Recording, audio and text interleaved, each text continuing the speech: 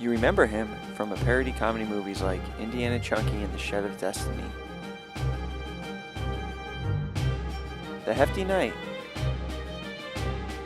Who do you think you are? I'm Batman, motherfucker! Star Trek, The Search for Chunk.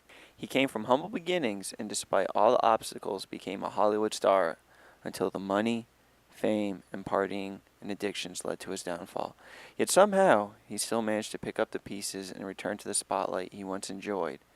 Join us as we bring you Drew Mack.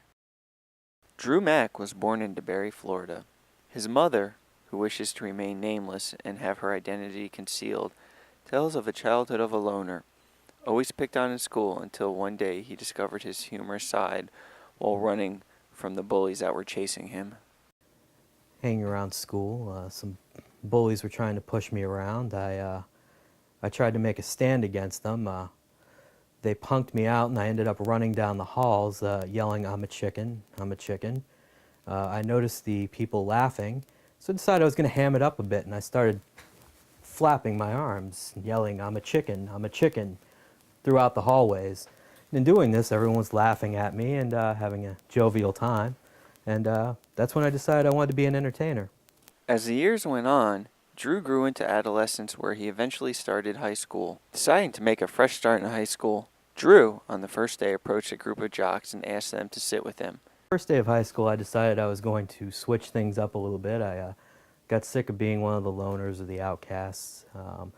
I went up to a table full of jocks and I politely asked them if I could join them for a lunch. They declined. I stood my ground and said, "Look, I would like to sit here. I would like to be your friend. I'd like you to accept me." They once again tried to get me to go, so I began to get angered and stand up to them. Around that time, a group of them stood up, grabbed me by different appendages, slid me through the table and into a trash can. Went to throw away my trash, and I threw it on this thing in the trash can, and all of a sudden this guy came out like Oscar the Grouch. I fell into the trash can, arms flailing, and actually at that time is when I met my friend Gretchen von Finkelwitz. I didn't know who he was, but I came out and I'm like, "What are you doing in there?" And he's like, "Getting shit thrown on me. What are you doing?" I'm like, I don't know.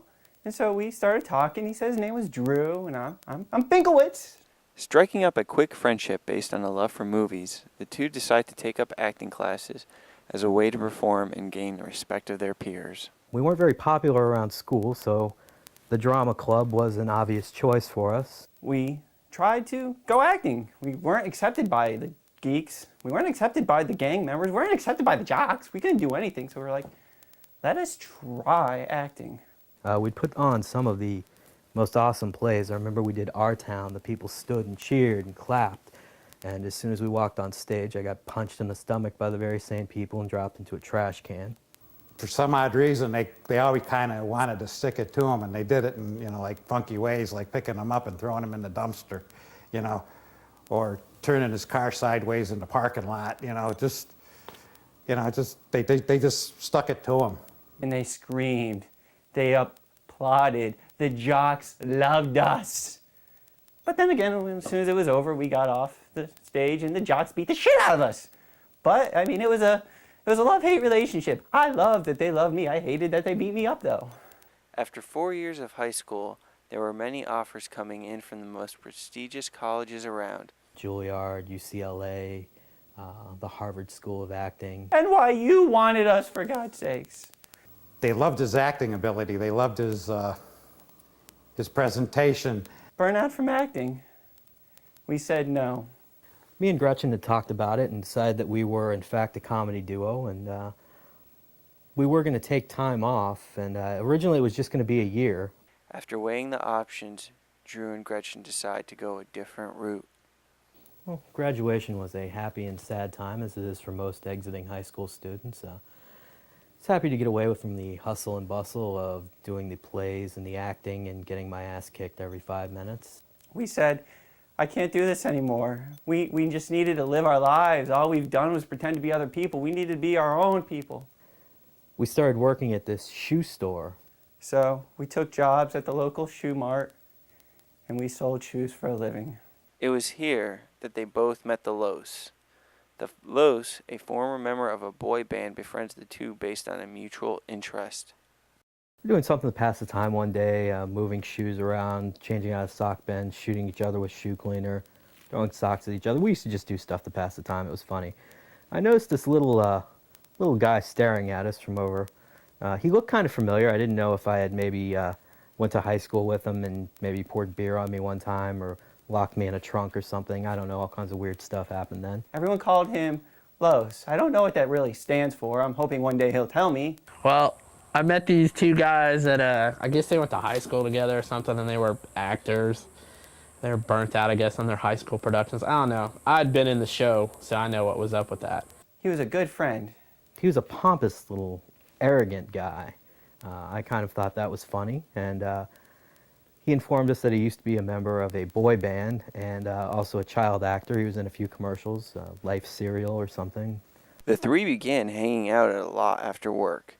They would spend most of their time drinking, staying up all hours of the night, and sleeping all day.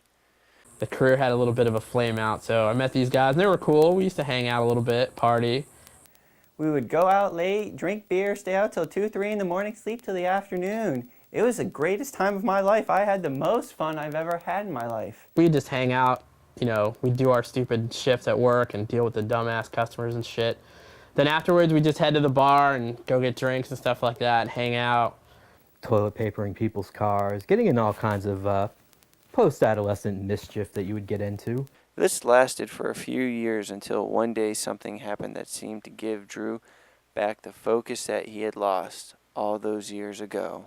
Well, you know, one day I was walking around the mall and I needed to get a pair of sneakers for a upcoming marathon I was running. I was selling a pair of shoes to a woman. I looked over and I saw Terry, my former acting coach, mentor. I looked and there's Drew. I hadn't slept in days. My eyes were puffy. I just looked like shit. I think I even had a hole in my shirt. I mean, what happened to you? I remember him looking at me, and he was really intense. He couldn't believe that he was seeing his former protege selling shoes to the common man. And I remember he looked me in the eye and he said, What in the fuck are you doing with your life? "What the fuck are you doing with your life?" And that had a profound effect on me. With all the scholarships that were available and everything, you're in the shoe business, not the show business, you know. I went home, I played some Crash the Bandicoot, smoked some cigarettes, and I started thinking about my life. You need to really, really think about getting back in the show business. You have that talent. And that kind of was a turning point in my life. After this conversation, Drew went home and started rethinking the choices he made. For the next few weeks, he did not go out much. Then one night, while sitting at home playing video games, Drew was visited by Gretchen. We went out and had a few drinks, came home, and I did my pre-going to bed routine of smoking about a half a pack of Marlboros and playing Crash the Bandicoot. I hear a tapping on my window. And I went to Drew's house. Drew's house. I opened the door and a cloud of cigarette smoke just comes on out. Thought that was odd at 4 in the morning, but I let him in, sit down, I hand him the other joystick, we start playing. It's quiet at first. Then he reveals to me that he had a enormous fight with his parents. My parents basically said, get your shit out of this house. If you're not going to have a career or do anything with your life, you're just going to sit around and drink beer. You don't need to be living in my house. And I informed them that they were sons of bitches, assholes, and I didn't need to be with them at all anyway. It was at this time that Drew decided that they should sell all their belongings and hop a train to Hollywood to become actors. Hey man, just got in a fight with my parents today. We need to do something about this, because this ain't happening no more. I'm done. It's over. He said he needed to get away. It was at that point where I said, Terry, we should move to Hollywood. We should go to Hollywood tonight, sell everything, and we jump on a train and go to Hollywood. That's what we're doing. Well, we had to talk. And we had to talk of how we ruined our life.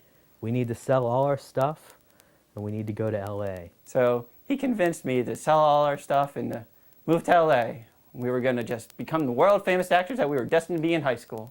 Me and Gretchen the next day happened to be talking about it. The Los overheard us talking, of course, and decided that he wanted to come with us to help us transition into Hollywood, seeing how he had been there. D-Mac's talking about wanting to go to LA, be like a real actor. I guess him and GVF did something like when they were in high school or something. I don't know. Los gets wind of this, and he's like, he's going with us. Said he's going to be Drew's publicist. Drew, my publicist, for that matter. I had a publicist. And so we all were going to California. But, you know, I'd been there before, and I was telling them, you know, all the stories, all the good stuff, and they wanted to go. And he had this idea about selling all our shit and going on a train. We need to hop a train out of here. A fucking train? What the hell is that? A train? The three hopped the train to California. Somewhere around New Orleans, it was discovered that they had no tickets and they were manually removed from the train. Unfortunately, somewhere around New Orleans, the ticket guy came around and asked for our tickets, which we didn't have because, well, we boarded the train illegally. So a Ticketmaster comes and knocks on our door and is like, where's your ticket? I don't even know how we got on this train. It was all taken care of, but we got kicked off like somewhere in New Orleans or something. Some hot-ass fucking Louisiana somewhere. It's godforsaken town. It was under sea level, smelled like piss. Craziness, the voodoo, Bourbon Street, it was intriguing. Stranded in New Orleans with no money, they were forced to take jobs at a fast food restaurant just to try to get by. We started working at this fast food establishment. Drew said, let's get careers, let's get jobs so we can live and eat. Oh man, that really sucked ass. I thought selling shoes sucked, but this bullshit with the food. I believe we made it there about a week until a day came of change where we decided we didn't want to be employed there anymore. I think we just had the week from hell. I believe Gretchen von Finkelwitz was on mopping duty that day. I'm in the shitters. Me, the shitters. But you know, you make do with what you get, so I was just happy to be working, happy to be moving along. We heard a fall and an immediate yell of yuck. I slipped and fell in piss. I was covered in piss from head to toe. I didn't know what to do. So he was rolling around in it like a cockroach on its back. It was disgusting. The Los immediately laughed. It was all over him, and he fucking rolling around. It smelled like shit, and we had to smell that for a couple days afterwards. After the Gretchen incident, I walked back to the drive-thru to take my station and continue taking orders. I had a group of teenagers order a strawberry shake. Drove through, I took their money, handed them their shake, and apparently they were just dead set on being mischief makers. These little fucking bastards come through and throw like shake all over him. He threw it right at me. He really beamed me with it. He got me on the side. I had strawberry all down my face. And I don't often lose my temper, but I will tell you this. At that moment, I was upset. These rascally wild types of kids just ordered a milkshake and threw it at him and hit him right over the head, all over the head. He was just covered all over it. I took my headset off. I threw it on the ground. I took my paper hat. I threw it. I called them sons of bitches, and I walked off.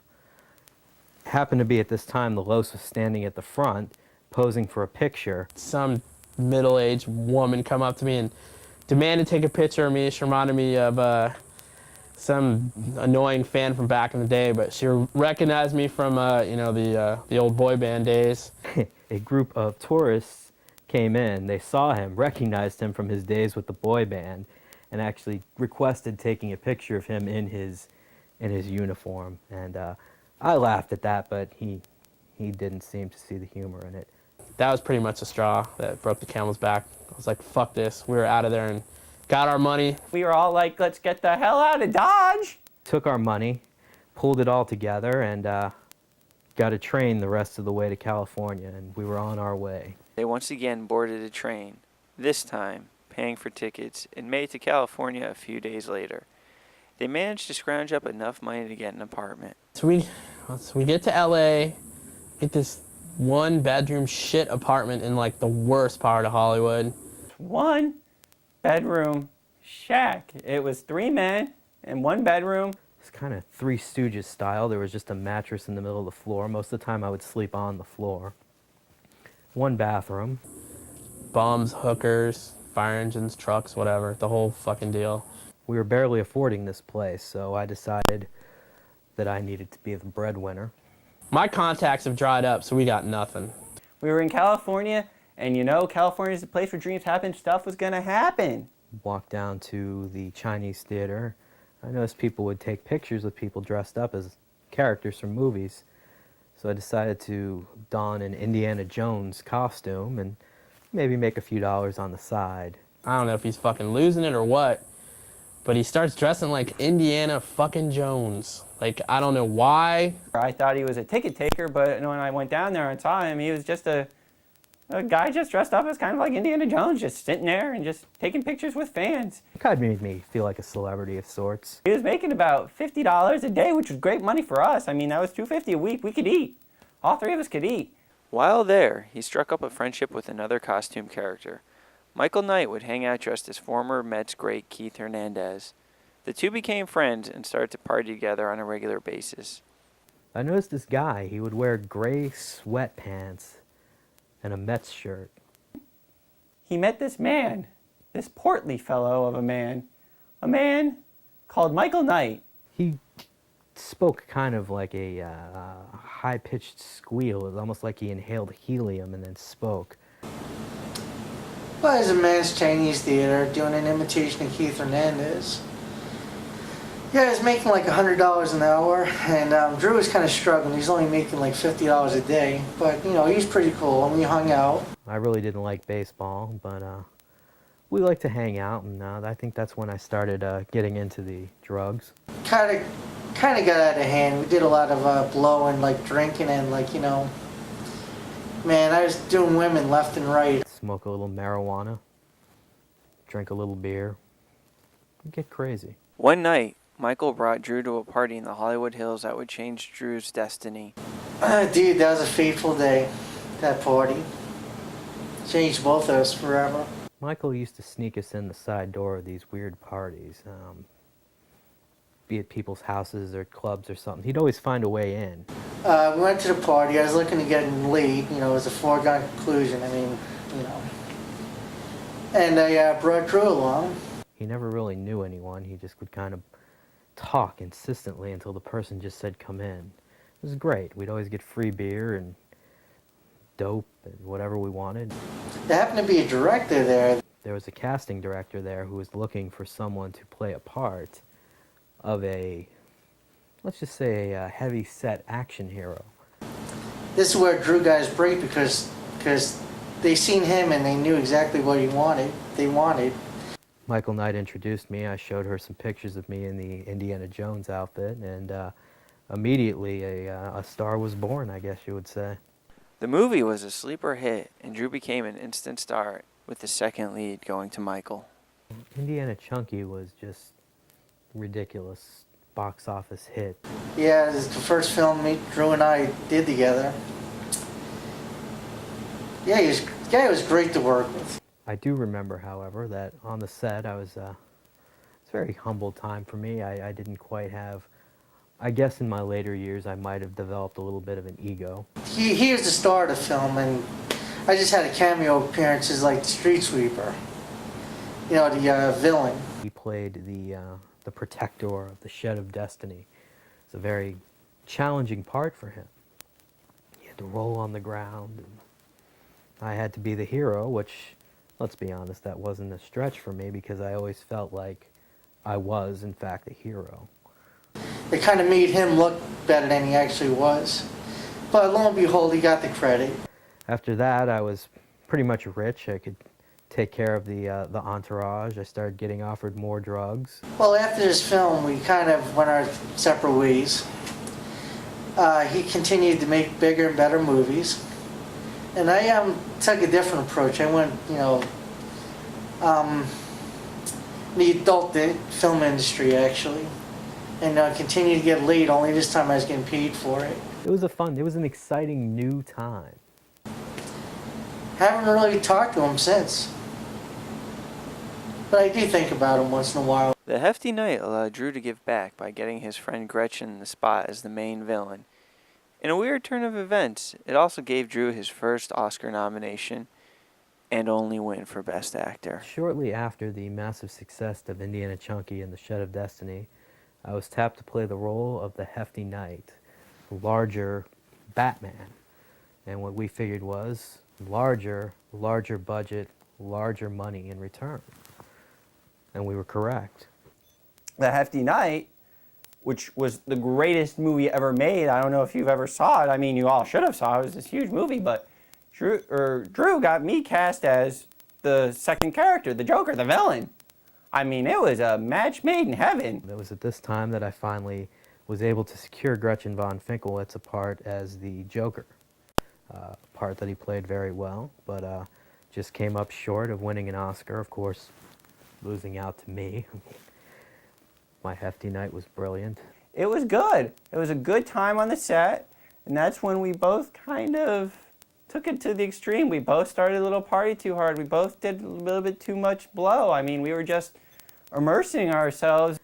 I wasn't quite starting to become what everyone called a pain in the ass yet, but maybe the fame might have started going to me a little bit, getting to my head.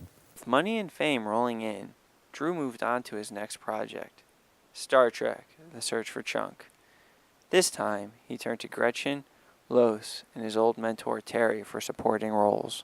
It was the first time I was able to get Los a job on the set. He had been doing some other things, some walk-on roles on sitcoms, walk-on roles in movies, but I got him the part as the red shirt that dies. Finally, this damn same hack director decides to put the real talent in the damn movie, so I get the part of the red shirt guy. Yeah, it's fucking kick-ass. He had a very dramatic scene where he said, looked into the camera and he said, "Tell my family I love them." To which, of course, we laughed because it's ridiculous that we would do that for a red shirt. Star Trek did wonderful things for us. Overall, it was a good experience. I was able to get Terry on as a cameo as the leader. The process of the show was great.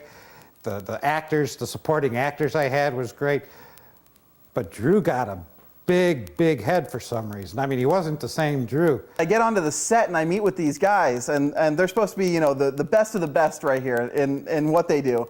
And they were three of the biggest douches I've ever met. Reports of an on-set blow-ups and heavy drug use on and off the set began to make their way into the tabloids. This all came to a head one night on what seemed like it would be a fun trip to Vegas. The night took a turn from fun to losing thousands, a fight, and a drug bust leading to the arrest of Drew, Los, and Gretchen. Los decided that we should take a ride to Vegas. Let's drop some money, you know. Let's have a good time. Let's switch it up a little bit. I love Vegas. I've never been to Vegas, but it looks fun. It's just lit up. I love lights. So we're trying to figure out what the hell we're gonna do. Once we got there, all hell broke loose. I lost $100,000 within 5 minutes of getting there, and that was just what I paid the drug dealer for the drugs. And then Los was just throwing it on roulette like it was nothing. I don't even think he knows how to play roulette. We were all drunk, high. Row of women next to us, just hanging off of all of us. And Gretchen von Finkelwitz notices the Sinatra impersonator. He looks at him, obviously whacked out of his gourd, and says, "Hey, you're not the real Sinatra." And there was this son of a bitch out there who kept telling me he was Frank Sinatra, but I know he wasn't. And if you ever meet him, you tell him he's not the real Sinatra. I know Sinatra's dead. He has to be dead. The dude's raking in the cash. These fucking tourists from all over the place take pictures with this asshole, get $100 a pop. He insisted that he wasn't Sinatra and ended up shoving him. So I just hit him. He's a liar. Liars are mean. Fuck, man, this guy. God. I immediately walked over while he was doubled over, and I punched him in the face. They all just start beating everybody up, and we end up in jail. A short time after their release, while at the house, Drew, in a fit of rage, threw everyone out. From there, he made some poor attempts to hang on to the fame that he loved. A bad spy parody movie proved to be a box office disaster. Me and Gretchen tried a spy versus spy movie. A fantastic film. It was just very panned by the critics.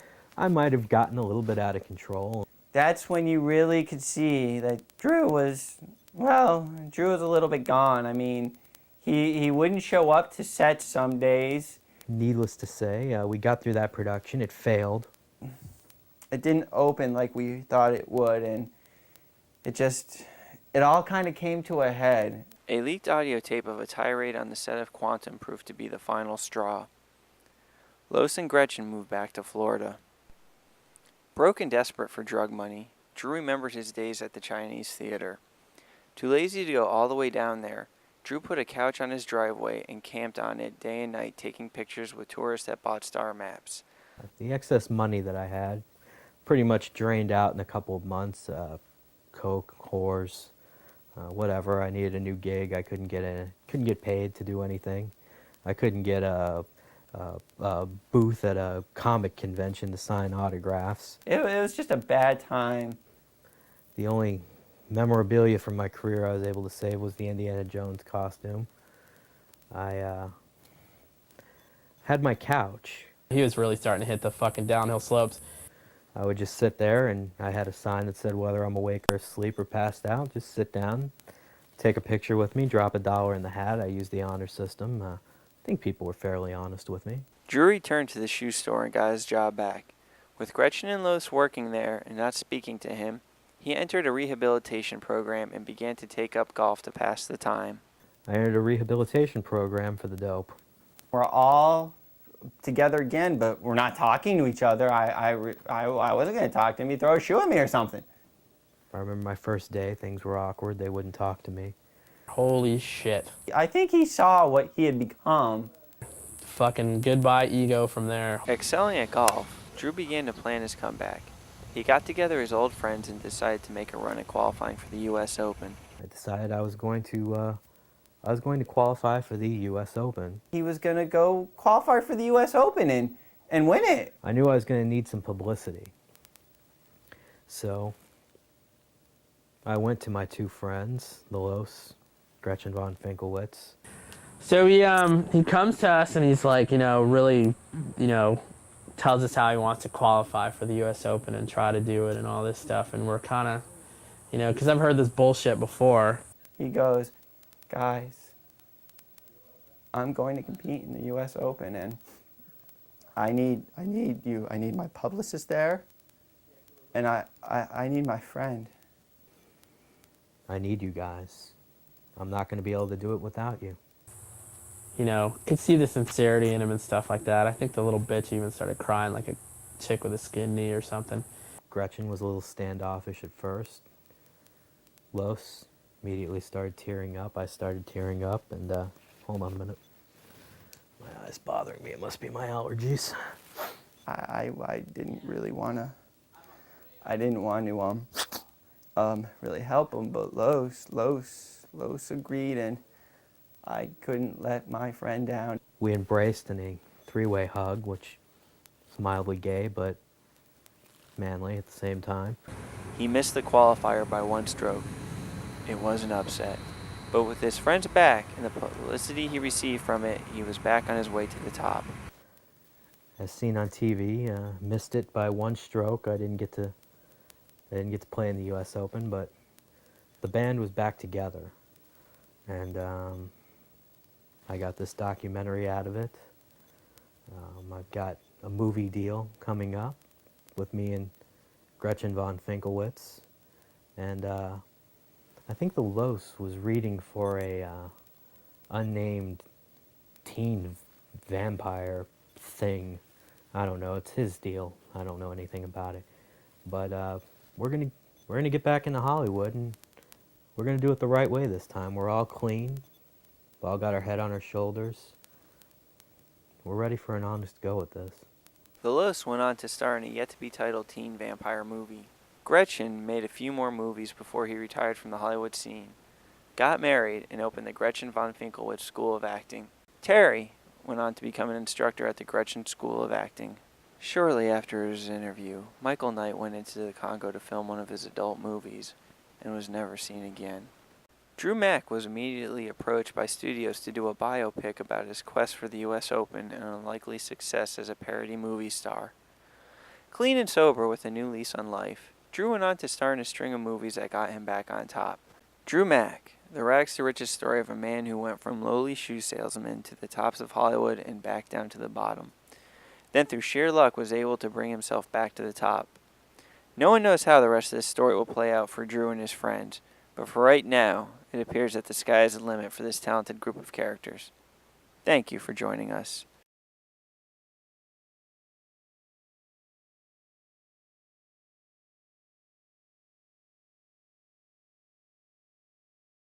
No sugar in the fucking coffee. I'm sorry. I told you no fucking sugar. I'm gonna be up all fucking night. All right.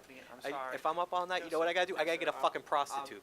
It's a fucking cocaine. Where the fuck am I gonna get cocaine at this hour? Do you have any? Do you have any? Do you have any? Yeah. Fuck you. I'm sorry. Fuck you. Where's the fucking director? Please don't cut. What do you mean this is Mike? This is Mike. Shut the fucking audio off. I'm sorry, sir. Please. Where are you? Where are you? Yeah, I'm gonna yell cut on you, you motherfucker. You'll never work in this town again. And this PA, he is gonna fucking go. He's gonna fuck.